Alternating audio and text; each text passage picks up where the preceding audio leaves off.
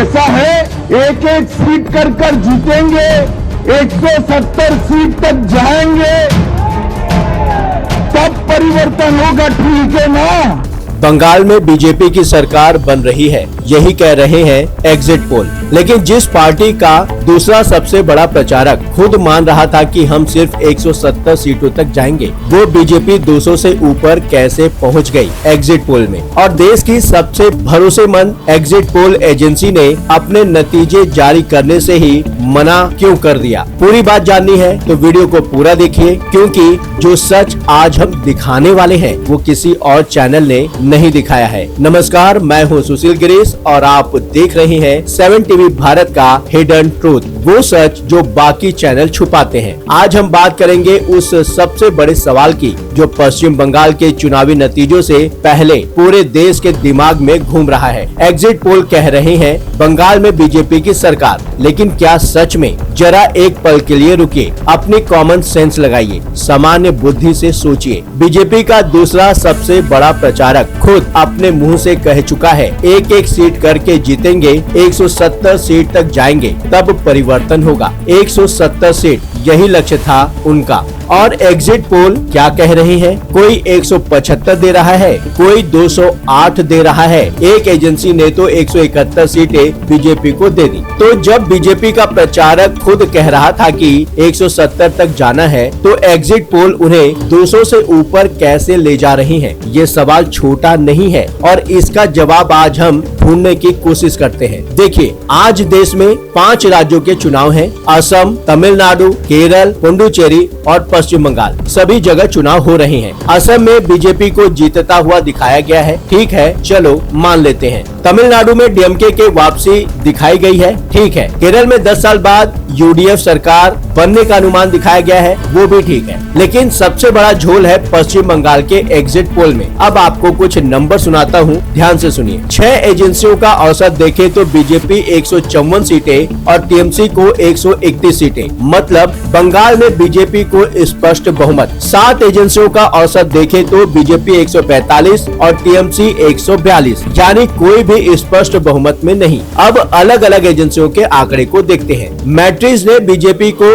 146 से 161 सीटें दी स्पष्ट बहुमत और टीएमसी 140 पर। चाणक्य स्ट्रेटेजी ने भी लगभग इतनी ही सीटें दी हैं। पोल डायरी ने तो बीजेपी को 171 सीटें तक दे डाली और टीएमसी की अधिकतम 127 पर। प्रज्ञा पोल ने तो छप्पड़ ही फाड़ दिया, बीजेपी को 208 सीटों तक पहुंचा दिया और टीएमसी को 85 से 110 के बीच धकेल दिया। पी मार्क ने भी बीजेपी को 175 सीटें दे दी हैं। लेकिन रुकिए, 2 एजेंसियां ऐसी हैं जो बिल्कुल उल्टी तस्वीर दिखा रही हैं। पीपुल पल्स कह रहा है टीएमसी 177 से 187 सीटें लेगी और बीजेपी 110 से आगे नहीं जाएगी। जनमत पोल्स कह रहा है टीएमसी 195 से 205 सीटें और बीजेपी मात्र 80 से 90 के बीच। तो एक तरफ 208, दूसरी तरफ 80, एक ही चुनाव, एक ही दिन और इतना बड़ा फर्क। क्या ये सिर्फ अनुमान है या कुछ और है? अगर आपको इन एग्जिट पोल्स पर भरोसा करना है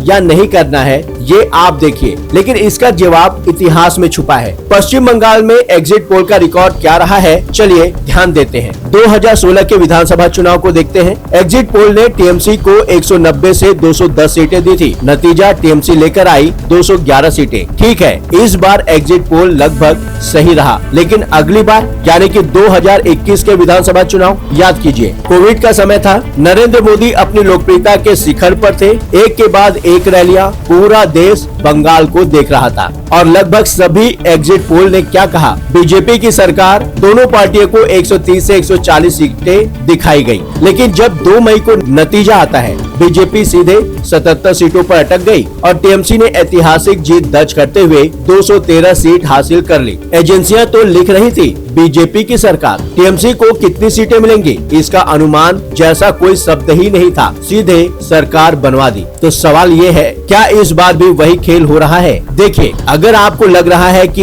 ये सच किसी और ने नहीं बताया, सिर्फ 7 टीवी भारत बता रहा है, तो अभी स्क्रीन के नीचे लाइक बटन दबा दीजिए और ये वीडियो उन दोस्तों को भी भेजिए जो एग्जिट पोल देखकर घर पर बैठे या तो खुश हो रहे हैं या फिर निराश, क्योंकि असली खेल तो अभी शुरू होने वाला है। अब आता है सबसे अहम हिस्सा, वो सुराग जो बताता है कि इन एग्जिट पोल्स में कुछ गड़बड़ है। एग्जिट पोल के बाजार में इस वक्त आज की डेट पर सबसे बड़ी साख है एक्सिस माई इंडिया की। पश्चिम बंगाल में दूसरे और आखिरी चरण की वोटिंग खत्म हो गई और एक के बाद एक सारी एजेंसियों ने अपने एग्जिट पोल के आंकड़े 1 घंटे के भीतर जारी कर दिए। 1 घंटे में पूरे बंगाल का सर्वे, हजारों बूथ, लाखों वोटर, 1 घंटे में डेटा तैयार कैसे कर लिया? सोचिए, ये संभव है क्या? लेकिन एक्सिस माई इंडिया ने अपने आंकड़े जारी नहीं किए। एजेंसी के प्रमुख प्रदीप गुप्ता ने साफ कहा, हम आज सर्वे रिपोर्ट जारी नहीं करेंगे, और उन्होंने बताया क्यों।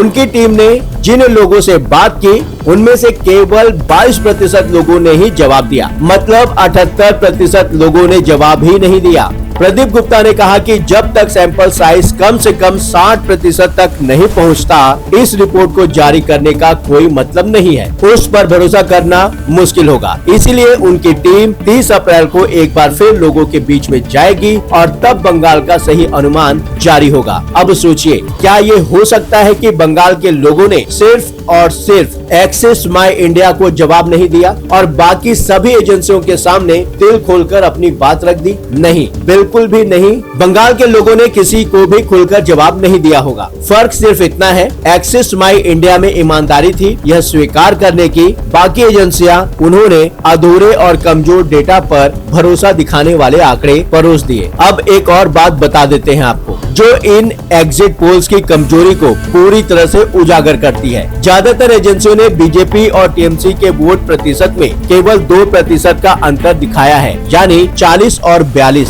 और अन्य पार्टियों को मिला है 16 से 17%। इसका सीधा मतलब क्या निकलता है? इस सीधी लड़ाई में भी मुसलमानों का वोट पूरी तरह बट गया है। अब जरा समझिए, पश्चिम बंगाल में मुस्लिम वोटर लगभग 27% है और एग्जिट पोल कह रहा है इस सीधी फाइट में जहां एक तरफ बीजेपी है और दूसरी तरफ टीएमसी, मुस्लिम वोट बिखर गया। ये कल्पना से भी परे है। 2 से 3% इधर से उधर चलो मान लेते हैं, लेकिन इतने बड़े पैमाने पर मुस्लिम वोट का बिखरना, और इससे भी बड़ी बात, अगर एग्जिट पोल के आधार को सही मान लिया जाए तो इसका मतलब ये नहीं निकलता कि अच्छी खासी संख्या में मुसलमानों ने बीजेपी को भी वोट दिया होगा। तभी तो 16 से 17% वोट अन्य को मिलने के बावजूद बीजेपी टीएमसी की बराबरी कर लेती है या फिर उससे आगे निकल जाती है। क्या ये संभव है? मैं आंकड़ों पर ही बात कर रहा हूँ। नहीं, यही वो झोली झोल है जो इस एग्जिट पोल की पूरी कहानी को संदिग्ध बना देता है। तो कुल मिलाकर तस्वीर क्या है? पहली बात, जिन एजेंसियों ने बीजेपी को जीतता हुआ दिखाया है उनके आंकड़े संदिग्ध हैं, जल्दबाजी में जारी किए गए हैं, उनका वैज्ञानिक आधार नहीं है। दूसरी बात, एक्सिस माई इंडिया जैसी भरोसेमंद एजेंसी ने खुद माना है कि